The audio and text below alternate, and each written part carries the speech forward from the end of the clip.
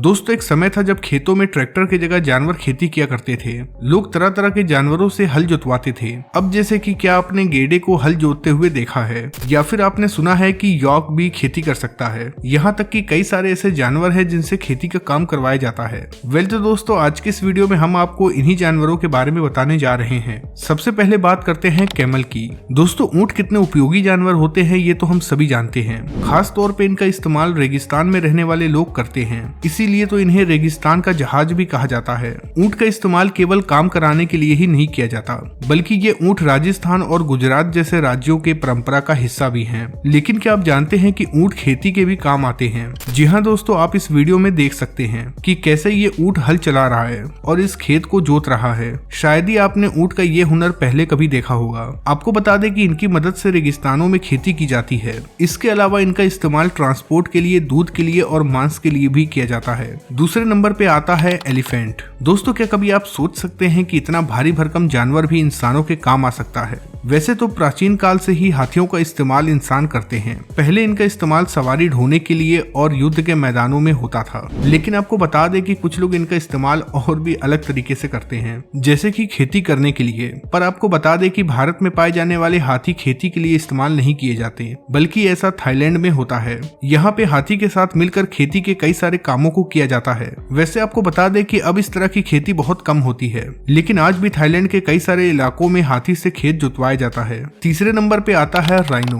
हो सकता है कि ये सुनने के बाद आप भी चौंक जाएं, लेकिन आपको बता दें कि इंसानों ने इसे भी इस्तेमाल करना सीख लिया है। वैसे तो ये जानवर बहुत ही एग्रेसिव होता है और इंसानों को देखते ही उस पर हमला कर देता है। जब इनका दिमाग खराब रहता है तो ये जंगल के राजा को भी नहीं छोड़ते हैं। लेकिन वो कहते हैं ना कि इंसान हर एक जानवर पे अपना दबदबा बना कर रखता है। जैसा कि आप यहाँ देख सकते हैं कि कैसे ये आदमी गेड़े से हल जुतवा रहा है, क्योंकि गेड़े को ऐसा करता हुआ देख पाना हर किसी के नसीब में नहीं होता। इसीलिए तो कई सारे लोगों ने इस नजारे की वीडियो बना ली। चौथे नंबर पे आता है यॉक। दोस्तों यॉक कई तरह के होते हैं। वैसे तो ये बर्फीले इलाकों में ही पाए जाते हैं। जहाँ ये पाए जाते हैं वहाँ बहुत ही कम अन्य जानवर होते हैं, क्योंकि इतनी ठंड में हर एक जानवर सरवाइव नहीं कर सकता। इनके शरीर पे बहुत बड़े बड़े बाल होते हैं जो इन्हें गर्म रखते हैं। अब जरा सोचिए कि अगर बर्फीले इलाकों में खेत जोतना हो तो खेत जोतने के लिए बैल कहाँ से लाएंगे? इसीलिए प्राचीन समय से ही इनका इस्तेमाल खेत जोतने के लिए किया जा रहा है। चाहे जितना बर्फ पड़े इन्हें कोई फर्क नहीं पड़ता, क्योंकि प्रकृति ने इन्हें बर्फीली जगह पे रहने के लिए ही बनाया है। इसके अलावा इनका इस्तेमाल बोझा ढोने के लिए भी किया जाता है,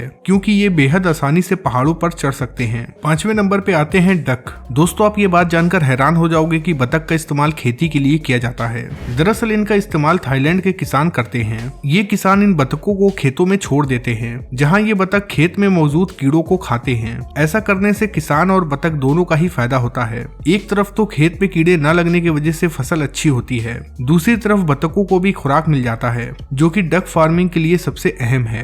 इन सब के बावजूद बतख का अंडा खाने और बेचने के काम भी आता है। छठे नंबर पे आते हैं बैफलो। दोस्तों ये तो हम सभी जानते हैं कि भैंसों का इस्तेमाल दूध के लिए किया जाता है, लेकिन किसानों ने सोचा कि दूध के अलावा क्यों न इनसे कुछ और काम करवाया जाए, जिसके बाद इनका इस्तेमाल खेती के काम के लिए भी किया जाने लगा। इनका शरीर इतना मजबूत होता है कि इनसे हल जोताई का काम करवाया जा सकता है। दुनिया में ऐसे कई सारे देश हैं जहाँ पे ऐसा होता है। इनके पैर भी काफी मजबूत होते हैं, जो दलदली खेत में आसानी से चलने के काम आते हैं। ऐसे में हम मान सकते हैं कि खेत जोतने के मामले में बैल और भैंस दोनों बराबर हैं। सातवें नंबर पे आते हैं अर्थवर्म। अब आप सोच रहे होंगे कि ये छोटे से कीड़े भला इंसानों के किस काम आएंगे? तो आपको बता दें कि इंसान बहुत चालाक होता है और वो अपने दिमाग का इस्तेमाल करके हर एक जानवर से काम ले लेता है। ये केचुए भी किसान के दोस्त माने जाते हैं। ये खेत की मिट्टी को उपजाऊ बनाते हैं। ये केचुए हमें अच्छी खाद प्रदान करते हैं। ये सड़े हुए पत्तों को खा लेते हैं और उन्हें खाद में बदल देते हैं। फिर इसी खाद का इस्तेमाल ये पौधे करते हैं। जब ये कुछ खाते हैं तो कास्टिक छोड़ते हैं, जो कि एक फर्टिलाइजर होता है। केचुओं से बनाई जाने वाली खाद काफी महंगी बिकती है,